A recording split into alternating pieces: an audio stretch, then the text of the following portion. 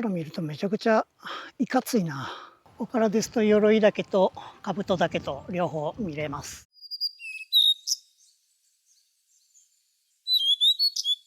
おはようございます。サンクのトッシーです。今日は奈良県曽爾村に来ておりまして、これから兜岳、鎧岳のコース紹介していこうと思います。現在はですね、これ屏風岩公園の駐車場、後ろにね、屏風岩という岩が映ってるとは思うんですけども、ここからスタートしてぐるっと周回していくコース行こうと思います。後ろでね、ちょっと鹿がめちゃくちゃ鳴いてますけども、はい。ウグイスもね、もう完全に鳴き出しましたね。今日もね、いい天気なんで早速行こうと思います。それでは行きましょう。目的地は右側です。お疲れ様でした。駐車場に案内板あります。現在はこちらの屏風岩、ここから住津田山、国見山、熊川峠抜けて兜岳、鎧岳、こう戻っていくコースを行きます。このようなね、山陽の山なんで前から気になっててずっと行きたかったところですね。屏風岩公園の駐車場にお手洗いにあります。屏風岩見えますかね。最初にあの上に登ります。ではここからスタートしていきます。屏風岩、鎧岳、兜岳、これはね、曽爾三山と呼ばれているそうです。こちらに屏風岩の説明あります。こちらが屏風岩ですね。すごい迫力やな。それでこの辺りからトレイルで入っていきます。スタート地点の駐車場の標高がですね、760メートルぐらい。屏風岩の山頂が938メートルですね。ですので170メートルぐらいですかね、登っていきます。道はこちらの方ですね。いきなり分かりにくいな。ここに案内板があります。先ほど下から見てた分の岩の高さを登りますので、この辺りも結構な直登ですね。まっすぐ登ってます。森の中から動物の声がめちゃくちゃ聞こえてきますね。スタート直後のいきなりの急登ではぁはぁ言いますね。ちょっと上見えてきたかな。分岐到着しました。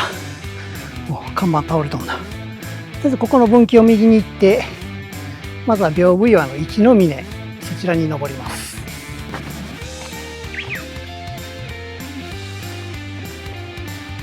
だいぶ登ってきたね。こちらは断崖絶壁です。この上かな。ここが一の峰ですかね。ちょっと見晴らし良さそうですね。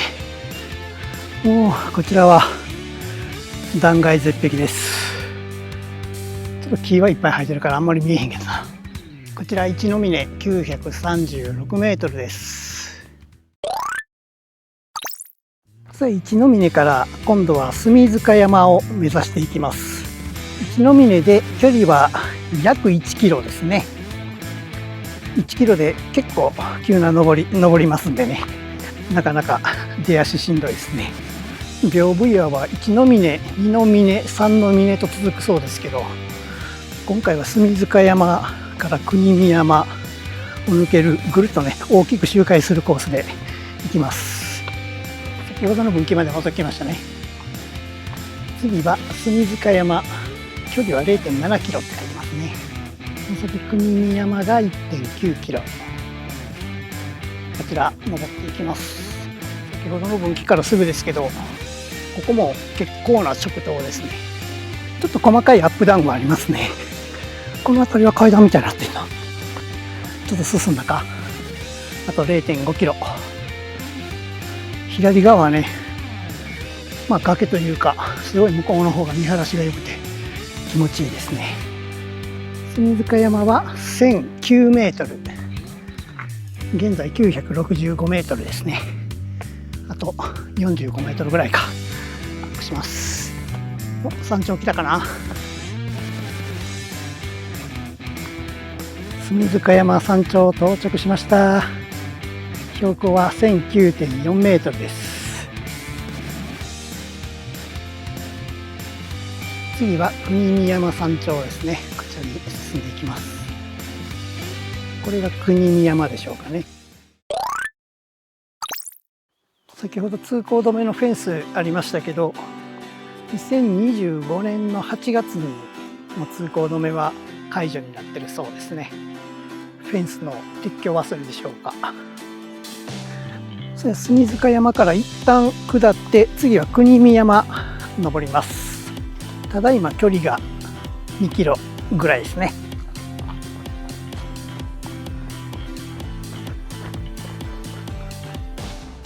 なんか視界が開けてるところに出たな。伐採されたよね。国見山まで 0.9 キロ。ちょっと降りてまいりました。ここもフェンス置きっぱなしやな。ここから次が国見山への登りですかね。国見山まで500メートル。ここは一応分岐になってましてね、こっちの右の方からも登ってこれます。次の国見山は標高1010メートル。現在の標高が約900メートルですので、110メートルぐらいですね、登ります。ロープかけてくれてます。ただロープが必要なほどではないですね。この辺りは両サイドが切れ落ちてます。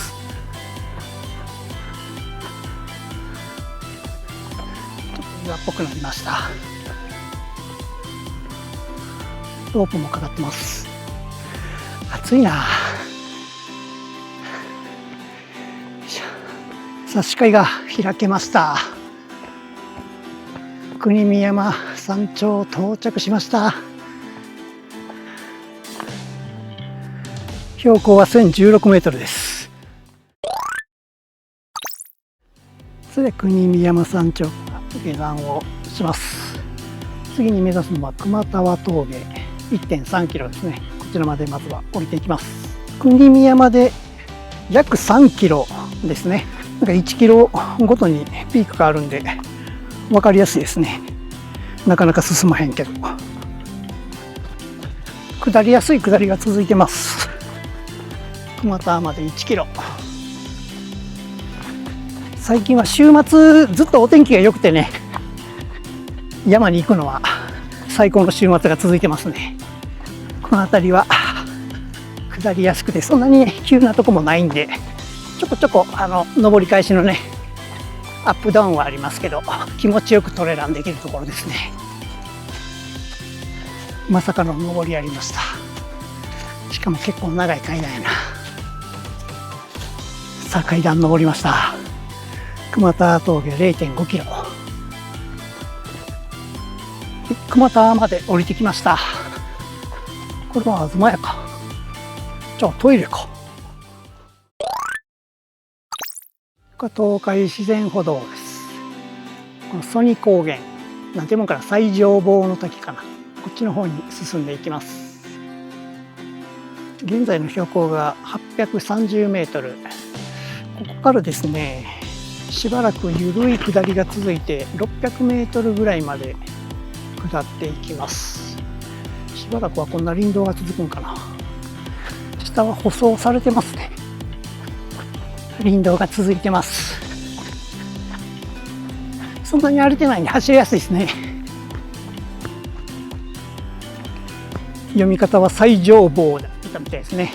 最上坊渓谷まで2キロ、最上坊渓谷まで1キロ。もうすっかり道路って感じです。ここの林道との分岐ですね。国見山の方からこっちにも降りてこれます。こちらに分岐があります。ちょっとね、林道を勢いよく走ってると見落としてしまうかもしれないんで、見落とさないように気をつけてくださいね。こちら最上坊の滝方面ですね。こちらの方に進みます。ここからもまだしばらく標高は下がっていきます。そして下ってからは今度兜山鎧岳、そちらの方のね登山口の方に向かっていきます。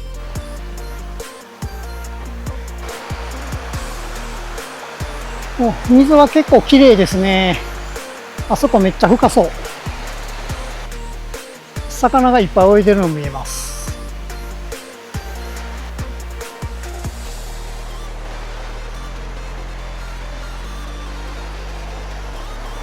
なかなかいいとこですね。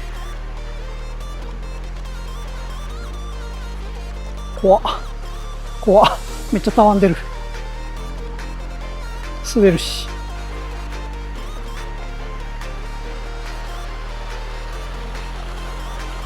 赤目四十八滝の雰囲気に似てますね。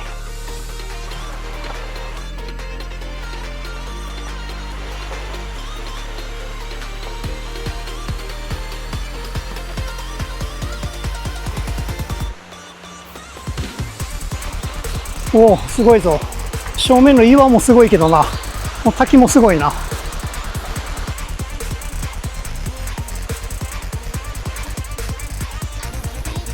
上か。一旦道路に出ます。これは分岐になってますね。これを左に行って兜岳登山口、そちらに向かいます。これは東海自然歩道の案内ですね。で、本日のメインの兜岳、鎧岳方面に向かいます。登山口まではもうちょっとかな。しばらく道路を進んでおります。右を見るとあれが兜岳です。登山口到着しました。兜岳鎧岳ハイキングコース登山口って書いてますね。ここから登っていきます。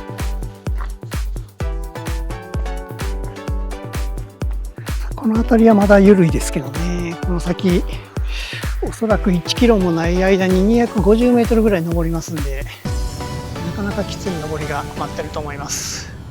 気合い入れていこう。左手の木の隙間からちらちらと兜岳が見えています。兜岳山頂まで 0.5 キロけど、あと200メートルぐらい登りますんでね。 0.5 キロで200メートルか。まあまあきつそうやな。急斜面注意。さあ、それでは登っていきましょう。岩っぽいんですね。岩盤って感じやな。急斜面であるのは間違いないですけど、思ってたよりはマシかな。ちょっときつくなってきたかな。上の方はもう見えへんなってきてる。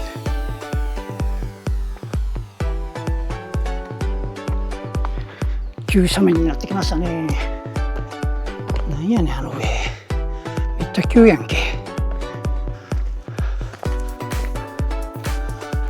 兜岳までに 0.2 キロ。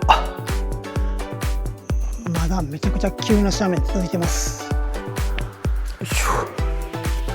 おっ、じゃあ、いや、なかなか急やな。まだあと80メートルぐらいね、登らないとダメなんで、距離は短くてもずっとこんな急斜面でしょうね。なんか先ほどと景色が変わりましたね。だいぶ登ってきた感じしますけど、40メーターぐらいまだ登ります。さあ、山頂まで来たか。意外と広い山頂やな。あ、看板あるね。兜岳山頂到着しました。兜岳標高は920メートルです。向こうに見えるのが鎧岳、これですね。向こうの方が曽爾高原やな。この辺か。それでは次は鎧岳目指していきます。距離は 1.6 キロって書いてましたけどね、ここから激下り激上りがまたありますんで、気合い入れていきます。下りはこんな斜面です。結構急ですね。足元もね、落ち葉がいっぱいでちょっと滑りやすいんで気をつけて降りてくださいね。でも右側は断崖絶壁やな。向こうに鎧岳見えますね。おお、鎧岳も横から見たらそんなにとんがってないねんな。今からこの上に行くと思ったらなんかゾッとするな。絶景やね。曽爾高原の方も綺麗に見えるな。鎧岳 1.2 キロ。何気なく登ってるけど、そっちの下とかめっちゃ崖やからね。岩場の登り返しです。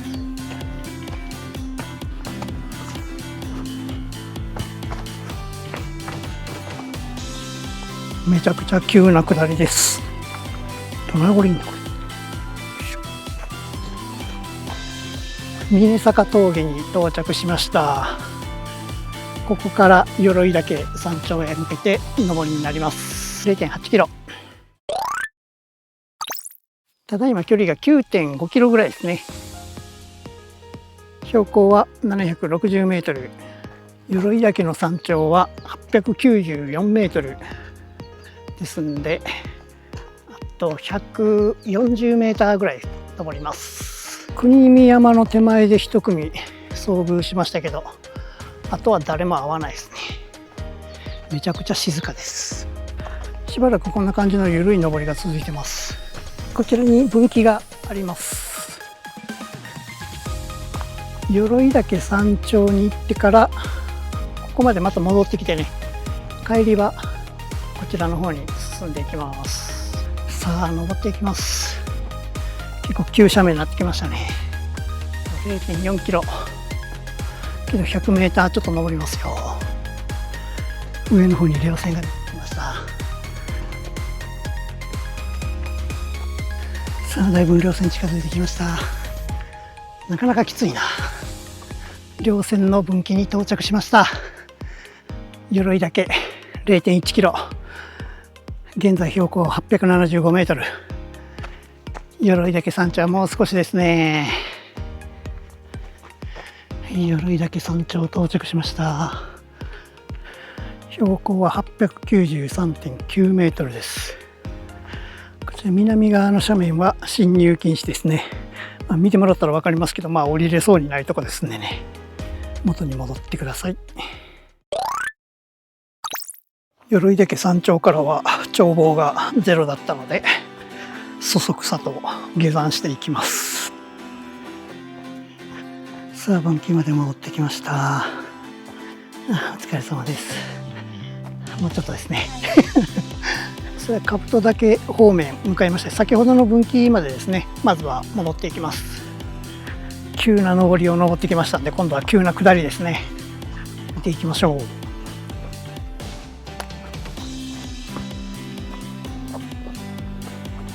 う。鎧岳の登りはね、そんなにきついとこはないですね。どちらかというと兜岳の登りの方が岩場があったりしてね、ちょっときついですね。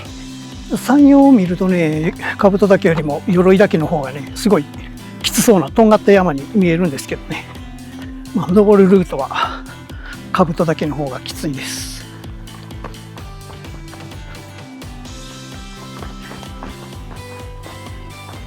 先ほどの分岐に戻ってきました。この桂集落センター方面ですかね、こちらの方に向かっていきます。左手に木の間に鎧岳見えてます。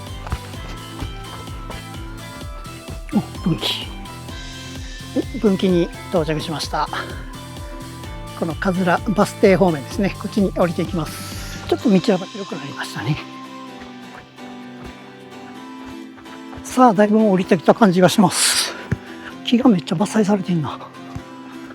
林道になりました。下は舗装されてんな。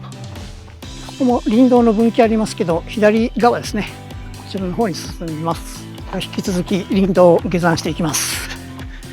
さっきスズメバチ見ましたね。そんな時期なんか。ここ分岐ありますね。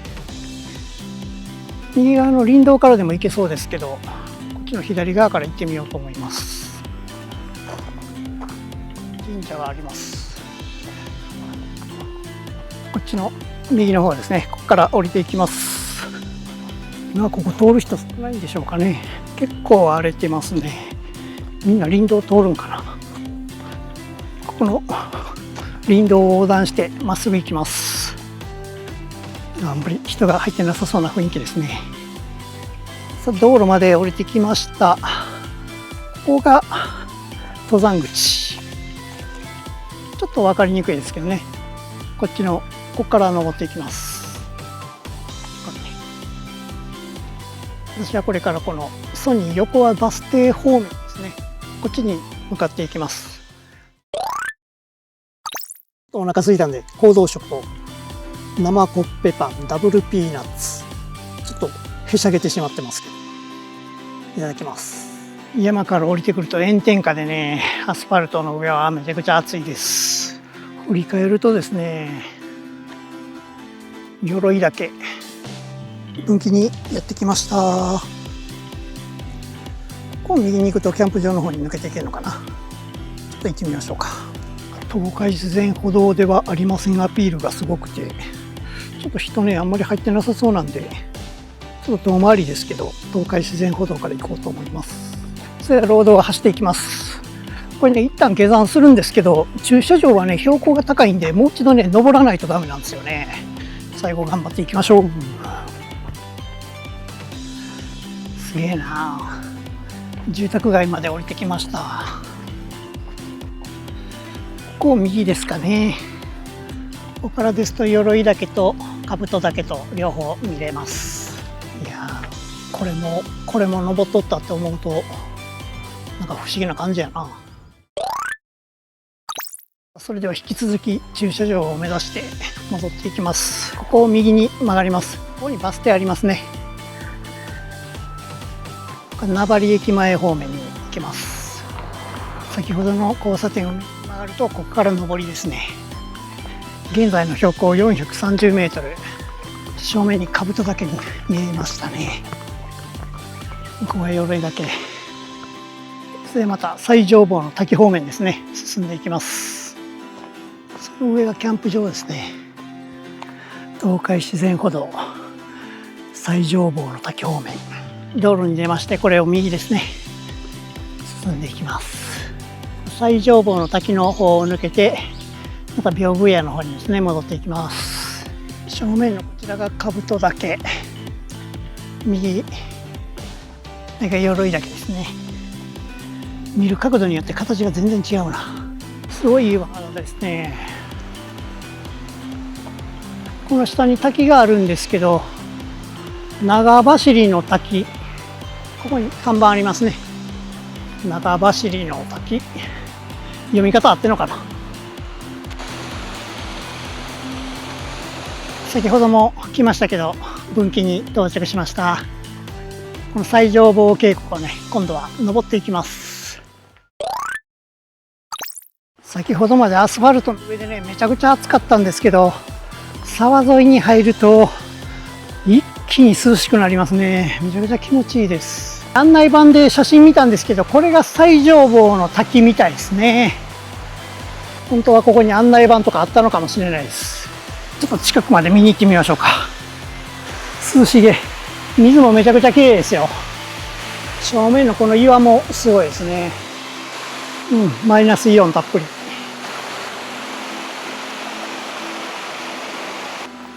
この滝も綺麗けどね。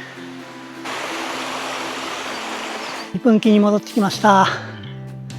朝はね向こうの熊田方面から来ましたけど、今度はこちら左の方ですね。屏風岩公園まで 2.5 キロですね。最後頑張りましょ